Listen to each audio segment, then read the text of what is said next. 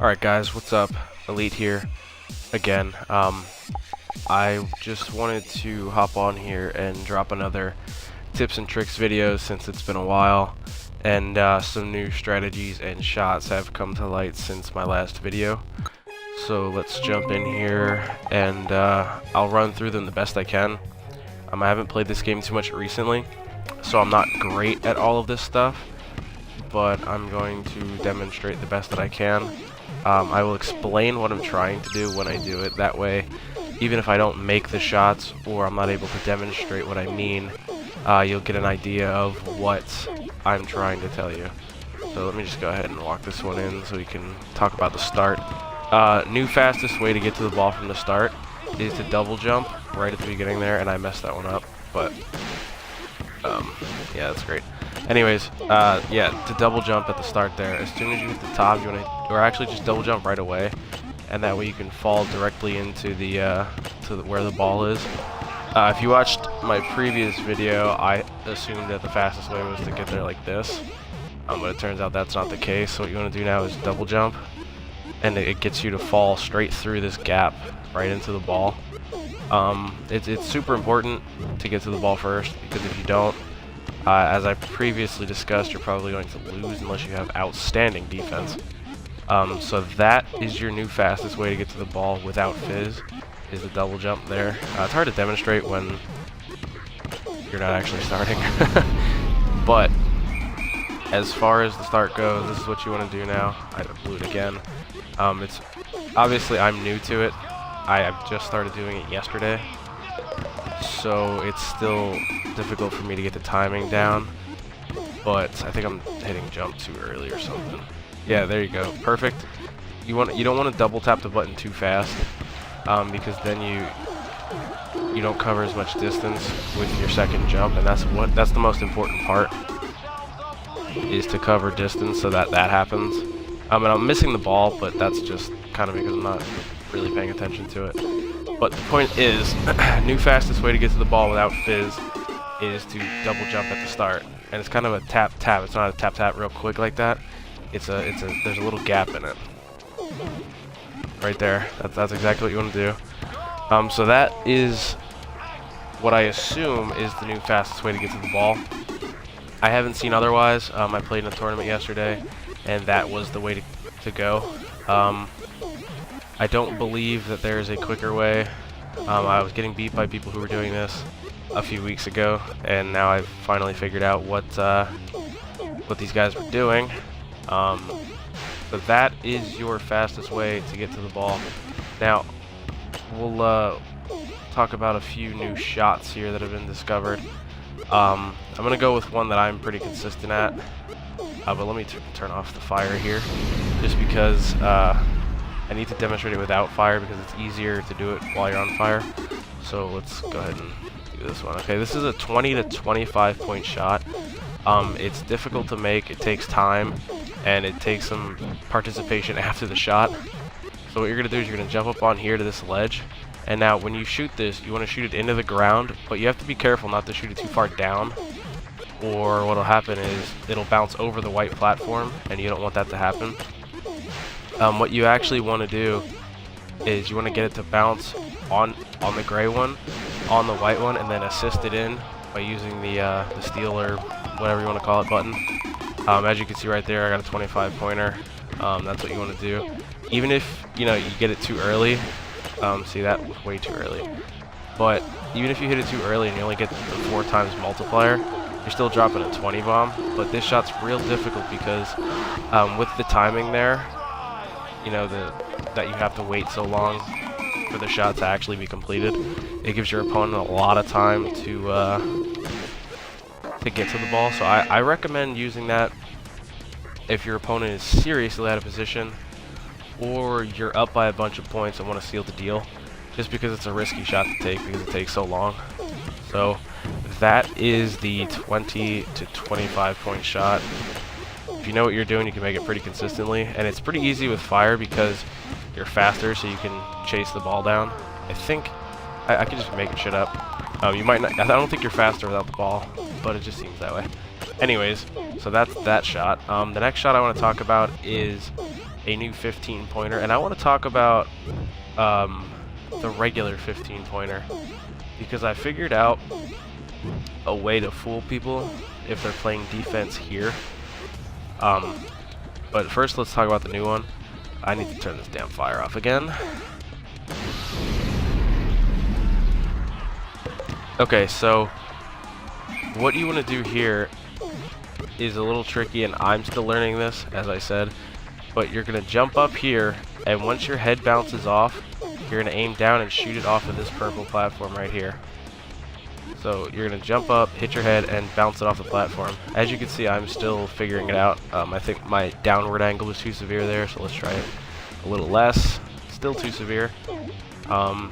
It's new to me. There you go. There's the 15. Actually, no, it's not. That's a 9. Either way, still 9. Still good. Like I said, I'm still learning this. There's the 15. So go ahead and rewind that and watch it a million times if you need to, because I can't consistently replicate this shot just yet, as I'm still learning. But you can get 10 out of it as well if you don't bounce it off the edge of the goal, which is still a good shot. So hit your head and aim downward and shoot, and take some time to figure out the actual angles. Now, in terms of the angles, something I wanted to bring to light. People in the competitive scene have recommended using the D-pad to take your shots because it limits the amount of angles you can have, and it also that by limiting the amount of angles you have, all you need to do to take your shots is to get into the right position. But I don't like using the D-pads, so I'm not going to demonstrate the difference, because I've never used it. It's too awkward for me. See, you can see the angles you're limited to where it locks in, but I mean, if that's your cup of tea, go for it, I guess. But for me, I'm an analog stick kind of guy, because it allows you to adjust on the fly. So I'm just gonna stick with this. But anyways, that's your new 15-pointer. It's a good variation on the standard 15, which is that one. But I think that it's really well, I didn't get 15 there, but whatever. It's really a preference thing, like whatever you're most comfortable with, or whatever the situation demands. Now, as far as the regular 15-pointer, there's a fun way you can fool your opponent, which is probably not going to work after this video gets released. But if you see somebody defending here, right, and you're standing here, the thing you can do to trick them, if you're good at the 15-pointer, is fake like you're going to do the jump 5, like you're going to do that shot. I missed that on purpose. Fake like you're going to do that, and what they're going to do is they're going to jump off of this platform, and that allows you to quick hit down and to accelerate your descent, and then bounce the 15-pointer in. I got like 3 or 4 people with it just yesterday.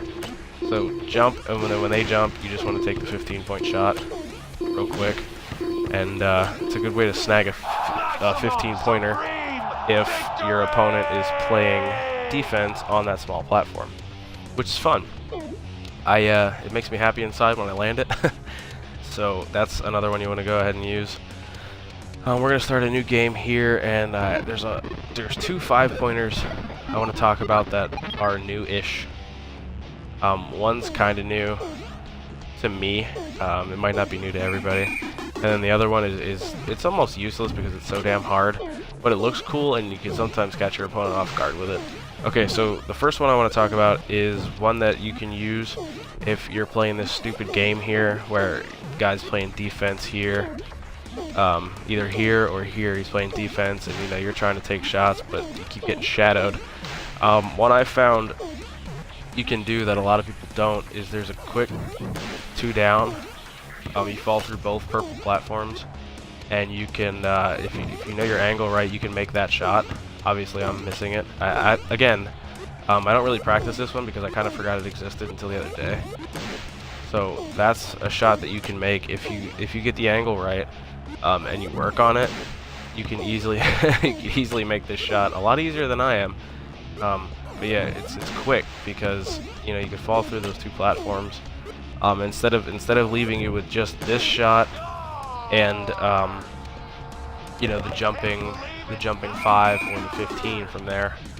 It gives you another option instead of just, you know, faking here or faking here and trying to go back up and jumping up here to go for the 5.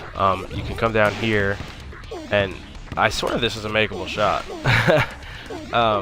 But you can fall through these platforms and make a 5-pointer. I'm being an idiot and I'm not able to make it right now. Hey, look, there it is. See, I told you it's possible. So that's a good shot to practice, because you can, again, catch your opponent off guard, and that's always good. I apologize if I sound like garbage. I have a cold.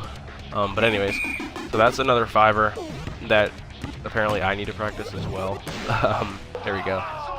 So there's one that's new to me. You know, it's not that the shot's new. I mean, we always knew you could take the shot from down here somewhere. But I think the idea of falling through 2 platforms real fast and taking that shot is new. And it adds an element of surprise or variation that will help you out in the long run. Now the last one, I think the last one I want to talk about is this like cross the planet shot. It's right in this area is where you want to take it, and I'm not good at this shot at all, but you're going to shoot it, and what's going to happen is it's going to go up through these 2 white platforms and into the goal. So like I said, I'm not very good at it because it takes so long to go in, but there it is. It takes so long to go in, and it's only worth 5 points. It's kind of almost pointless to do unless, you know, you're trying to catch your opponent off guard, or it's like a last-ditch shot at the last second or something. But that is another 5-pointer you can attempt, and it also looks cool, making it from like across the map like that. So I mean, you can take your time to learn that one if you want, but I don't really recommend it. Just because it's a real precise shot, and there's not a lot of benefit to it being only a 5-pointer. So those are the shots that I have. What I'm going to do right quick is I'm going to make all the shots that I know, just to kind of run through them so you know.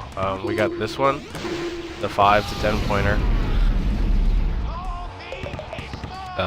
That's the easiest shot in the book, in my opinion. We also have the one from up here, 5 to 10-pointer, another easy shot. It's just about timing.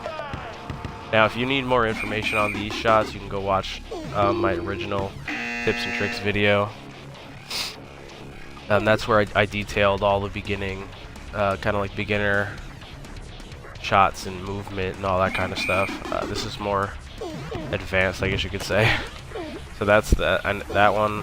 Got your 15-pointer here. Again, if you need more information on these, my first video, the link will be in the description of this one. And then you have the 5 from here, which is another. That's a key shot because a lot of people use that. Now, something I think those are the only shots you need to know that I haven't gone over. Oh wait, there's this one where you bounce it off of here. You can get a good amount of points from that. You can get 9 to 12 depending on your bounces, or 6, which sucks. But anyways, regarding the drop down shot here, okay, if you know that you messed up your start, like you hit it too early and you hit a platform, you're probably going to want to fall through, or at least just hit this platform. Don't even attempt to go for the ball, because if you mess up, a lot of people are going to take notice and they're going to grab the ball, fall through, and take that shot. And you know, a lot of the top guys have aced that shot. I don't know if it's a D-pad thing. I think it is, because that was D-pad right there, and that set me up with the perfect angle. But a lot of the top guys are perfect at that shot, so if you mess up, they're going to make that shot on you time and time again if you do not get to the ball fast enough. Now, if for whatever reason you don't feel like you can hit this start, I would just recommend falling through and playing defense, or falling through here, or maybe even, you know, off the start. If you see you're not going to make it, just fall here and try and play defense. I think it's better to attempt to play defense than to give up that shot repeatedly and allow them to score over and over again with that shot. So you need to know off the start if you've made a mistake and you didn't land it like that, like perfect. Because if you don't know, you're gonna get beat by that shot. I know before I figured out this way to get to the ball that everybody else was doing, I got beat by a lot of people who would just snag the ball and take that shot. So that is the one thing I wanted to mention in terms of defense. For the most part, this platform and this platform are still the best places to play D, so just go ahead and use that. If you haven't seen my previous video, I go into more depth on defense. Now, as far as movement is concerned, the one thing I learned is to be careful with your double jump, because I find myself using it at the wrong times and it gets me in trouble. Like, I'll double jump somewhere and then I'll miss a platform and I won't have the jump available to me when I need it.